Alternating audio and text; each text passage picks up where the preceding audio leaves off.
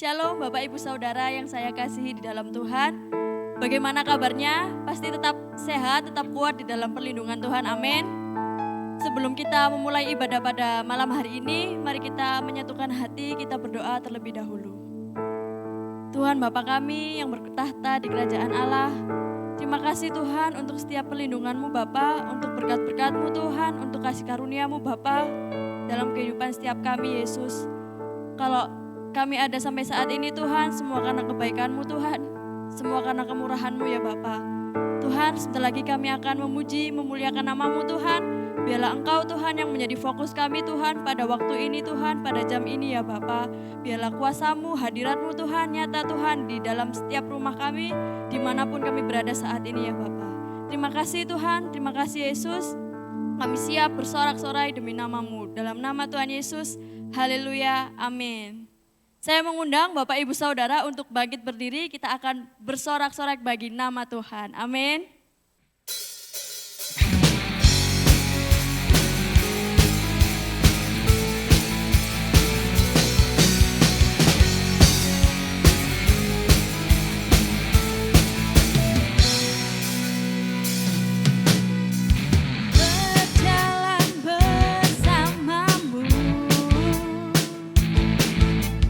Takkan ku gentar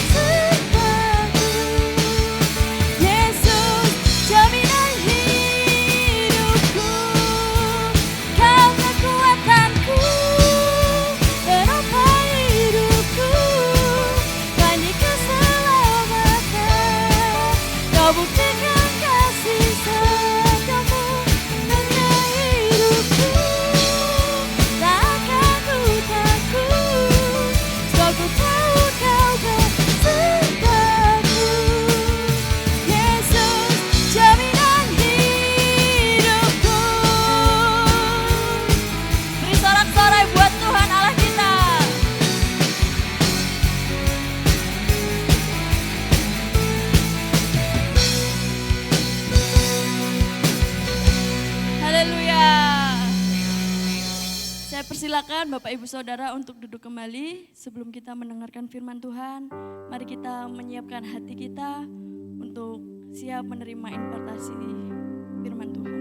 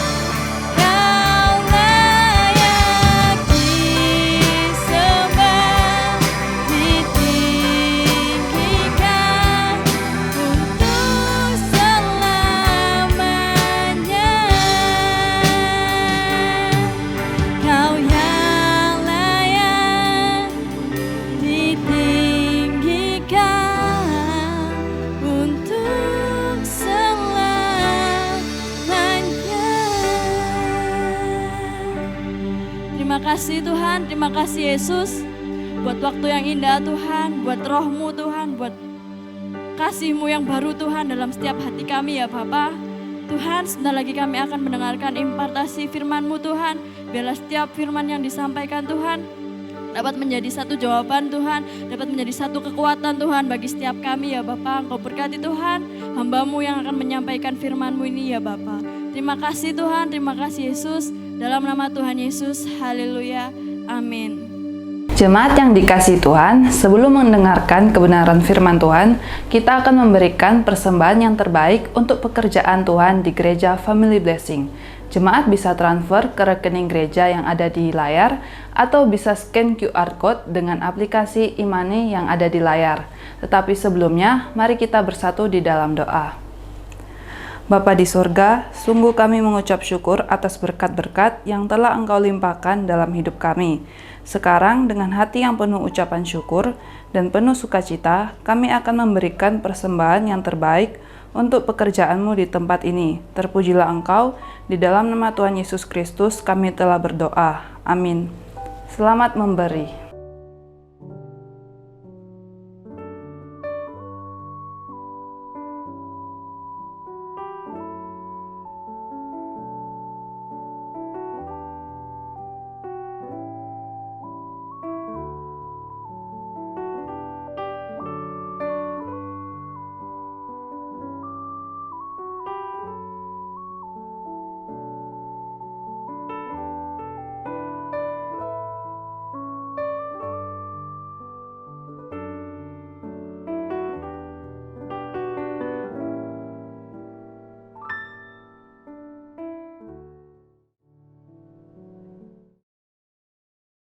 Shalom, haleluya. Jemaat yang dikasihi Tuhan, kembali kita berjumpa dalam ibadah doa malam. Walaupun masih secara online, tapi kita tetap percaya ibadah ini boleh tetap menyenangkan hati Tuhan. Walaupun secara online, tapi kita beribadah dengan motivasi yang murni, ingin hanya mengalami perjumpaan dengan Tuhan, berjumpa dengan kasih-Nya, kuasa-Nya, dan kebenarannya. Ingin menyenangkan hati Tuhan. Ibadah kita sungguh-sungguh ibadah yang dilandasi ingin menyenangkan hati Tuhan. Ibadah yang murni. Baik, jemaat yang dikasihi Tuhan, kita akan belajar bersama-sama firman Tuhan, yang mana untuk firman Tuhan malam ini saya berikan judul Tuhan Yesus heran. Tuhan Yesus heran. Nah, kalau kita heran dengan apa yang dilakukan Tuhan dalam kehidupan kita, wajar. Karena Dia adalah Allah yang Maha Kuasa. Allah yang sanggup melakukan mujizat sampai detik ini bagi orang yang percaya akan Dia. Dia Allah yang sanggup mengubahkan dari yang tidak baik menjadi baik. Sanggup mengadakan yang tidak ada menjadi ada. Bagi Tuhan tidak ada perkara mustahil. Kalau saudara, saya berikan waktu untuk bercerita, bersaksi, pasti ada kesaksian-kesaksian secara pribadi yang kita alami akan pertolongan Tuhan. Kita alami akan kuasa Tuhan, mujizat Tuhan yang membuat kita heran. Firman Tuhan di Markus pasal 7 ayat 37. Mereka takjub dan tercengang dan berkata-kata, Ia menjadikan segala-galanya baik. Yang tuli dijadikannya mendengar, yang bisu dijadikannya berkata-kata. Mereka takjub dan tercengang. Takjub dan tercengang. Bukankah itu suatu ekspresi keheranan yang luar biasa akan kuasa Tuhan yang ajaib saat Tuhan melakukan banyak mujizat-mujizat di dalam pelayanannya. Mereka heran. Kenapa? Mereka belum pernah melihat mujizat-mujizat sebelum itu. Dan mereka melihat dengan mata kepala sendiri sesuatu yang luar biasa. Firman Tuhan pada malam ini sekali lagi saya beri judul Tuhan Yesus heran. Tuhan Yesus heran kepada siapa? Kepada kita. Nah, bagaimana kita bisa membuat Tuhan Yesus heran? Loh, tertulis loh, Tuhan Yesus pernah heran melihat seseorang. Mari kita buka Lukas pasal 7 ayat 10 ayat 1. Lukas pasal 7 ayat 1 sampai 10. Perikopnya adalah Yesus menyembuhkan hamba seorang perwira di Kapernaum. Setelah Yesus selesai berbicara di depan orang banyak, masuklah ia ke Kapernaum. Di situ ada seorang perwira yang mempunyai seorang hamba yang sangat dihargainya. Hamba itu sedang sakit keras dan hampir mati. Ketika perwira itu mendengar tentang Yesus, ia menyuruh beberapa orang tua-tua Yahudi kepadanya untuk meminta supaya ia datang dan menyembuhkan hambanya. Mereka datang kepada Yesus dan dengan sangat mereka meminta pertolongannya, katanya, ia layak engkau tolong. Sebab ia mengasihi bangsa kita dan dialah yang menanggung pembangunan rumah ibadat kami. Ayat 6. Lalu Yesus pergi bersama-sama dengan mereka. Ketika ia tidak jauh lagi dari rumah perwira itu menyuruh sahabat-sahabatnya untuk mengatakan kepadanya, Tuhan, janganlah bersusah-susah, sebab aku tidak layak menerima Tuhan di dalam rumahku. Sebab itu aku juga menganggap diriku tidak layak untuk datang kepadamu. Tetapi katakan saja sepatah kata, maka hambaku itu akan sembuh. Sebab aku sendiri seorang bawahan, dan di bawahku ada pula prajurit. Jika aku berkata kepada salah seorang prajurit itu pergi, maka ia pergi. Dan kepada seorang lagi datang, maka ia datang. Ataupun kepada hambaku, kerjakanlah ini, maka ia mengerjakannya.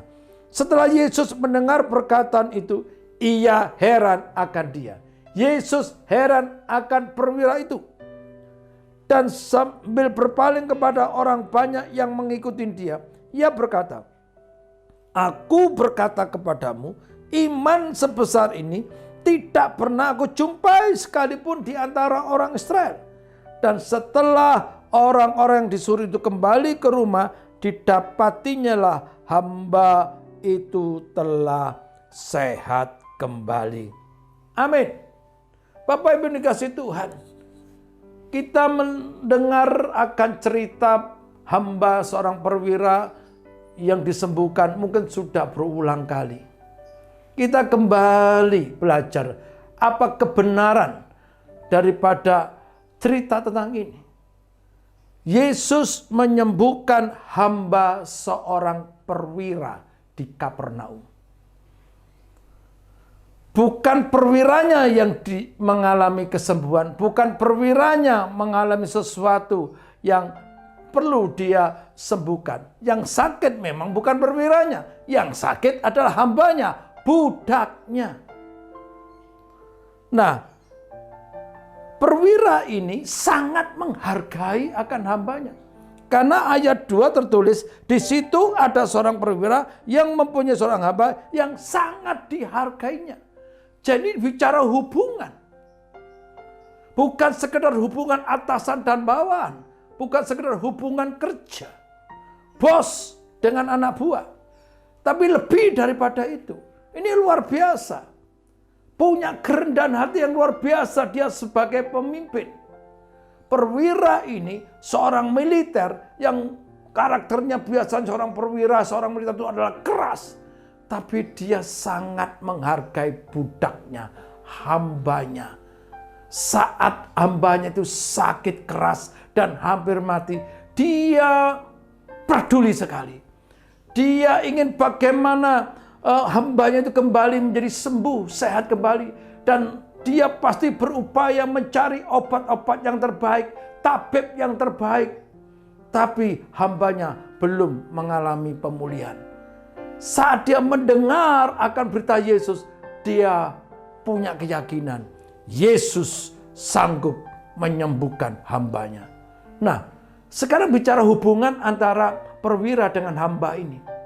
Saya yakin kenapa perwira ini sangat menghargai akan hambanya. Bisa jadi hamba ini juga seorang hamba seorang budak, seorang karyawan yang punya karakter yang baik. Yang jelas memang perwira ini dia karakternya baik. Dia bisa menghargai walaupun dia adalah hamba, dia seorang budak, tapi perwira ini bisa menghargainya, memperdulikannya. Tapi hamba ini juga punya karakter yang baik juga, dan saya percaya ini. Ya, dia adalah seorang hamba yang jujur, pekerja keras. Ya, dia juga seorang yang disiplin. Dia juga punya ketundukan kepada perwira ini sebagai pimpinan, ketaatan. Artinya apa? Hamba ini sungguh-sungguh dia sangat menarik hati bagi perwira ini sehingga perwira ini sangat menghargainya. Kalau dia mati, hamba ini merasa kehilangan. Karena apa? Hamba ini benar-benar menjadi hamba yang sangat baik. Bagaimana aplikasinya dalam kehidupan saya, kehidupan kita semua? Kalau kita ini punya pimpinan, kalau ini masih bekerja di suatu kantor, suatu perusahaan, biarlah kita juga memiliki karakter yang baik, kita jujur, kita pekerja keras, kita sungguh-sungguh berusaha bagaimana pekerjaan kita sungguh maksimal, pekerjaan kita sungguh menjadi berkat. Kita mengerti akan maunya pimpinan, kita mau mengerti akan kondisi perusahaan, dan kita memperdulikan. Jadi pikiran kita adalah bagaimana aku bisa berguna bagi perusahaan. Bukan hanya bicara hak, tapi juga kewajiban sebagai karyawan sungguh itu dilakukan dengan sukacita. Jujur, peduli, kreatif. Maka inilah tipe hamba yang sungguh-sungguh bisa menjadi berkat. Nah, Bapak Ibu yang dikasihi Tuhan, perwira ini sungguh-sungguh menghargai akan hambanya ini. Dia memiliki iman percaya kepada Allahnya bangsa Israel juga. Sehingga dia mau berkorban untuk membangun rumah ibadahnya orang Israel. Di ayat 5 berkata, sebab ia mengasihi bangsa kita dan dia yang menanggung pembangunan rumah ibadat kami. Jadi memang perwira ini dia sungguh percaya akan Allahnya Israel. Dan dia wujudkan dengan perbuatan. Peduli. Berkorban. Kasih itu berkorban. Bila kita juga memiliki kasih yang mau berkorban, ada kesulitan atau ada program dari gereja, kita peduli. Jangan hanya berpikir apa yang bisa diberikan gereja kepada saya, tapi apa yang bisa kita berikan kepada Tuhan melalui gereja. Itu yang betul. Nah, Bapak Ibu dikasihi Tuhan, saat dia mendengar berita tentang Yesus, imannya timbul. Kalau Tuhan tak mintain tolong untuk menyembuhkan hambaku, pasti hambaku sembuh. Berita tentang Yesus cukup bagi dia. Iman ditambah firman mendatangkan mujizat. Iman timbul karena pendengaran akan firman Tuhan. Iman plus firman, mujizat. Kita sudah mendengar begitu banyak tentang berita-berita Yesus. Firman Tuhan sering kita dengar. Biarlah itu juga membuat iman kita terus bertumbuh. Iman kita semakin teguh. Iman kita semakin kuat. Dalam menghadapi situasi kondisi apapun. Khususnya dalam kondisi pandemik saat ini. Iman kita tetap kokoh. Iman kita tetap kuat. Kita tidak putus asa. Kita tidak putus harapan dalam menghadapi situasi apapun, sesulit apapun. Mari. Seperti perwira bisa membuat Yesus heran. Bagaimana dengan kita? Apakah kita mau membuat Tuhan Yesus heran dengan kita? Apakah kita mau membuat Tuhan Yesus heran kepada kita? Bukan karena kita tampan, cantik, pandai atau kaya raya, tetapi karena iman kita. Haleluya. karena iman kita. Yesus berkata kepada orang-orang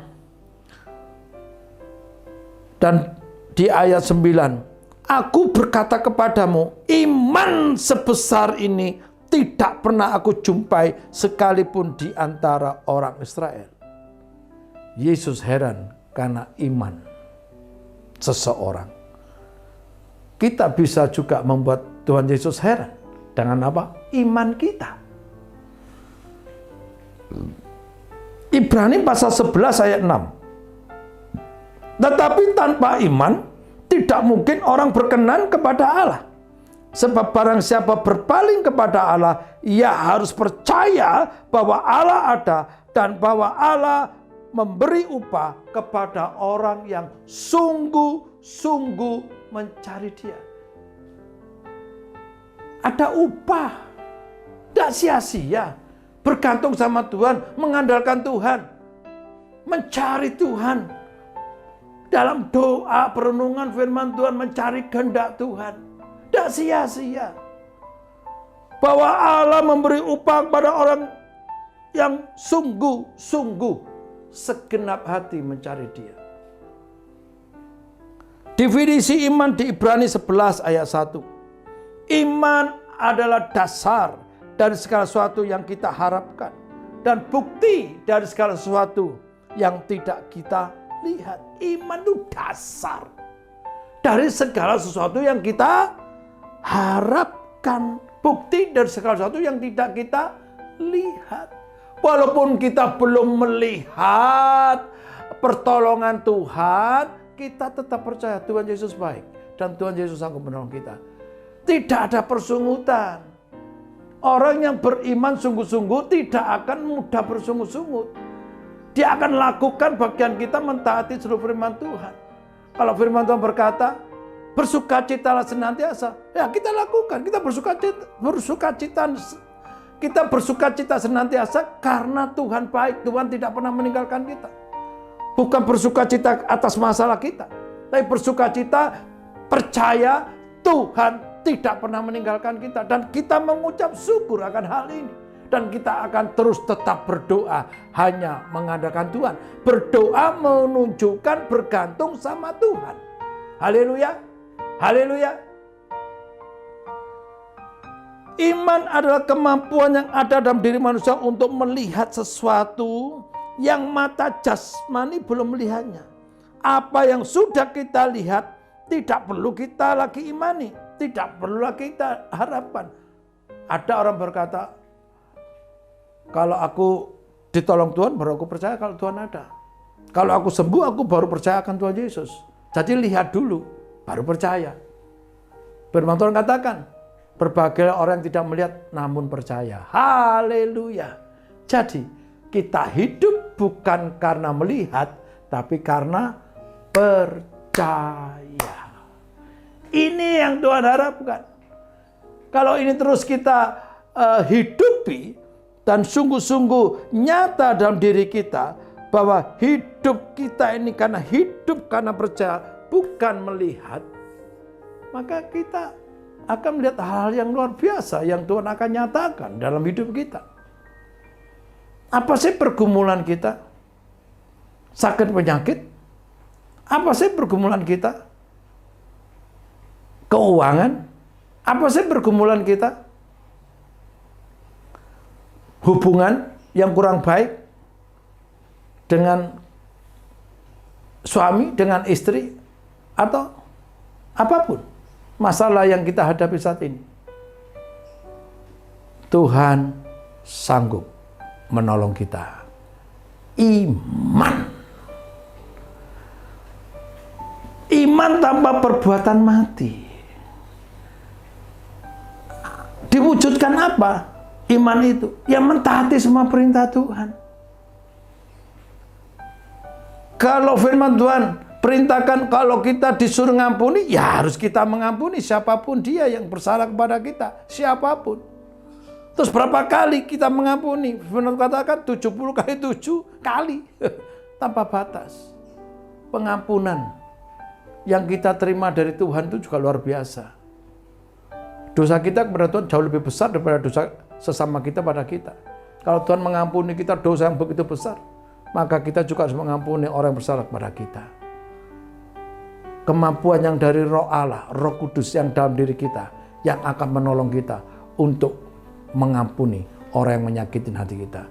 Roh Kudus yang ada dalam diri kita, yang akan menolong kita untuk hidup melakukan semua perintah Tuhan. Bagian kita mau melangkah, mau, bukan soal mampu atau tidak mampu, tapi kemauan, mau menabur dalam kondisi sulit, mau mengampuni walaupun tidak bersalah, walaupun pengeluaran besar, pendapatan kok berkurang.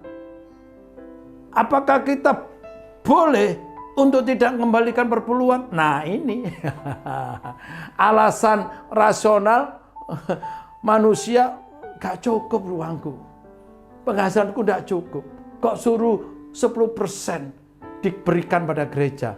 10% itu bukan pemberian, itu kita kembalikan, itu milik Tuhan. Nah disinilah iman kita diuji. Kok saya yakin, saya percaya kalau kita tetap dengan sukacita, dengan ucap syukur, kita tetap setia mengembalikan 10% milik Tuhan, maka Tuhan pun juga akan memperhitungkan hal itu. Yang penting dengan ketulusan, dengan sukacita. Haleluya. Wujud kita percaya Tuhan, mengasihi Tuhan, melakukan segala perintah Tuhan. Contoh lagi tentang Abraham, iman Abraham. Roma pasal 4 ayat 18 sampai 20.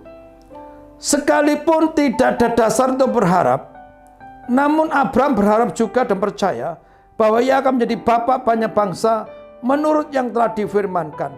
Demikianlah banyaknya nanti keturunanmu. Imannya tidak menjadi lemah. Walaupun ia mengetahui bahwa tubuhnya sudah sangat lemah karena usianya telah kira-kira 100 tahun dan bahwa rahim Sarah telah tertutup. Terhadap janji Allah, ia tidak bimbang karena ketidakpercayaan. Malah ia diperkuat dalam imannya dan memuliakan Allah. Haleluya. Saya garis bawahi, terhadap janji Allah ia tidak bimbang. Saudara bimbang gak dengan janji-janji Allah? Begitu banyak loh janji Allah untuk saya, untuk saudara, untuk kita di Alkitab. Contoh mengenai keuangan. Kan paling banyak masalah yang dihadapi manusia adalah masalah duit, masalah jen, masalah ekonomi, masalah keuangan. Percaya nggak dengan janji Allah? Yang berbunyi demikian di Filipi 4 ayat 19. Allahku akan mencukupi segala keperluan menurut kekayaan kemuliaannya di dalam Kristus Yesus. Allahku akan mencukupi segala keperluan. Percaya enggak? Allah yang mencukupi segala kebutuhan kita adalah Allah yang Maha Kuasa, pemilik surga, yang berdaulat atas alam semesta. Kalau kita percaya bahwa Allah kita sanggup menolong kita, ya jangan bergantung dengan manusia. Jangan mudah-mudahnya hanya untuk kebutuhan, keperluan hidup kita, utang sana, utang sini. Itu berarti mengandalkan manusia. Dan Tuhan tidak akan turun tangan. Tapi kalau Tuhan melihat sungguh-sungguh iman kita, bahwa kita mengandalkan Tuhan, kita tidak bergantung pada manusia, engkau akan mengalami mujizat-mujizat yang luar biasa. Mujizat keuangan. Tuhan sanggup. Pemulihan. Tuhan sanggup. Ya, saya garis bawahi lagi. Terhadap janji Allah yang tidak bimbang. Karena ketidakpercayaan. Malah ia diperkuat dalam imannya dan ia memuliakan Allah. Tidak bimbang, imannya tetap kokoh, tetap kuat dan memuliakan Allah. Tetap suka memuji, menyembah Allah, setia beribadah kepada Tuhan. Apakah dalam kondisi pandemi COVID seperti ini, Saudara tetap setia beribadah kepada Tuhan. Saudara tetap suka memuliakan Tuhan, suka memuji Tuhan. Suka menyembah Tuhan. Saudara sendiri yang bisa jawab. Kalau kita ingin Tuhan heran pada kita, kita lakukan bagian kita. Tuhan akan melihat iman kita. Orang tanpa iman, Tuhan tidak suka. Karena firman Tuhan jelas katakan, oh Tuhan tidak berkenan di Ibrani tadi ya, Ibrani pasal 11 ayat 6. Tetapi tanpa iman tidak mungkin orang berkenan kepada Allah. Iman yang segenap hati, percaya segenap hati kepada Tuhan. Ayo lakukan bagian kita. Berdoa mengimani untuk orang lain. Ada orang yang perlu kita doakan, kita tolong, kita minta pertolongan Tuhan untuk orang tersebut. Sungguh-sungguh. Wah itu. Haleluya, itu iman yang menyenangkan Tuhan juga. Seperti perwira ini. Ya, dia beriman kepada Tuhan untuk siapa? Untuk hambanya. Bukan untuk dia. Iman mohon pertolongan Tuhan untuk orang lain. Dahsyat, luar biasa. Ayo, seperti visi gereja, terus berbuah untuk kemuliaan nama Tuhan Yesus. Kita buat Tuhan Yesus heran karena iman kita dan mujizat terjadi. Percayalah, Dia tidak berubah dulu, sekarang, dan sampai selama-lamanya. Tetap semangat, Tuhan Yesus mengasihi saudara. Haleluya, amin. Mari kita berdoa. Terima kasih untuk firman-Mu Tuhan. Kami mau terus hidup kami menyenangkan Tuhan. Iman kami terus bertumbuh, pengenalan kami akan Tuhan semakin bertumbuh. Dalam situasi kondisi sesulit apapun kami tetap percaya Tuhan Yesus baik, sangat baik, dan Tuhan Yesus sanggup menolong kami. Terima kasih, kami berdoa syafaat untuk bangsa ini, Indonesia, negara kami yang kami percaya Tuhan mengasihi Indonesia. Tuhan punya rencana besar untuk Indonesia. Genapkan rencana-Mu yang besar itu untuk Indonesia. Indonesia damai, Indonesia sejahtera, Indonesia diberkati Tuhan, Indonesia aman, Indonesia penuh kemuliaan terjadi di dalam nama Yesus. Indonesia penuh kemuliaan-Mu Tuhan, Indonesia penuh kemuliaan Tuhan, karena Tuhan melawat Indonesia. Kiranya boleh terjadi hujan pertobatan, hujan keselamatan di desa-desa, di kota-kota, bahkan di pedalaman. Itu terjadi dari pihak Tuhan. Terima kasih Tuhan, berbelas kasihan untuk Indonesia. Engkau mengampuni dosa bangsa kami, Engkau melawat Indonesia, Engkau yang melindungi Indonesia dari COVID-19 ini Tuhan. Biarlah pandemi ini boleh segera berakhir dan Indonesia boleh menjadi zona hijau di setiap wilayah untuk penyebaran COVID ini. Surabaya secara khusus juga menjadi zona hijau. Terima kasih untuk proses akan penyuntikan vaksin COVID yang telah berjalan dengan baik, dan Tuhan terus memberkati, menyertai untuk penyuntikan atau vaksin daripada COVID ini kepada semua masyarakat Indonesia. Tuhan tolong semuanya, Tuhan menyertai dan Tuhan berhasil. Para nakes-nakes Tuhan juga melindungi, Tuhan memberkati, Tuhan memberikan kekuatan pada mereka. Pemimpin-pemimpin bangsa kami juga Tuhan berkati, Tuhan melindungi mereka. Bapak Jokowi, Presiden kami, juga Tuhan tolong supaya dia sungguh berhasil membawa Indonesia ke arah yang jauh-jauh lebih baik, lebih sejahtera lagi. Tuhan tolong. Terima kasih, terpujilah nama Tuhan. Mari jemaat, angkat kedua tanganmu dan terimalah berkat Tuhan. Tuhan memberkati engkau dan melindungi engkau. Tuhan menyinari engkau dengan wajahnya dan memberi engkau kasih karunia. Tuhan menghadapkan wajahnya kepadamu dan memberi engkau damai sejahtera. Berkat ini kau terima dalam nama Bapa, Putra, dan Roh Kudus, yaitu di dalam nama Yesus saat ini dan sampai selama-lamanya. Yang percaya dikasih dan diberkati Tuhan, katakan sama-sama, amin.